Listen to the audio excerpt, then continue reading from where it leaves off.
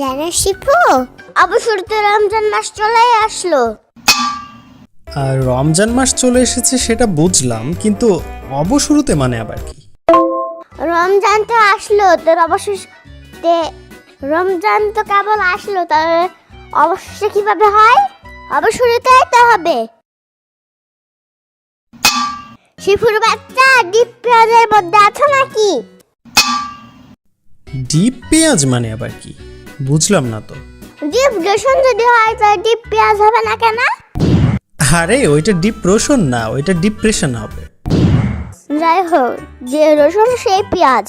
তাই তাই আজাইরা কথা না বলে কাজের কথায় আসো। আজ রমজান মাসে সেহরির আগ পর্যন্ত কথা বলার কেউ নেই বলে। এটা কোনো কথা হলো নাকি? আমি আছি তো, আমি তোমার সাথে বকবক করব। থাক তাইলে, আমার আর রাত জাগার প্রয়োজন নাই।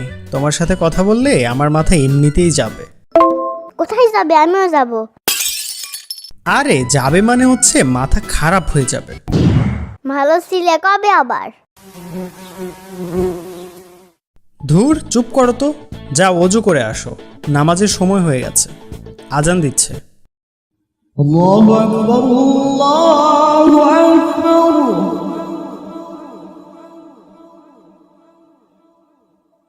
আল্লাহ। কিন্তু শিফু, আমার তো অজু আছে।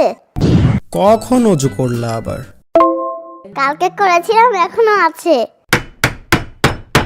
ওযু করছো কালকে, আজকে পর্যন্ত কিভাবে থাকবে? মাথা খারাপ হয়ে গেছে নাকি? অজুকে বলেছিলাম, অজু ভাইয়া আমাকে ছেড়ে যেও না প্লিজ, আমাকে একা রেখে যেও না, তুমি ছাড়া আমার কেউ নেই। ওকে ওকে, ডোন্ট চিন্তা, আমি তোমাকে ছেড়ে যাব না। কালকে তোমাকে কালকে তার জন্য ইফতারের সময় তোমাকে একটা খেজুর বেশি দিবনি। আর কিন্তু কথা হলো যে তুমি তো কোনো রোজাই রাখো না।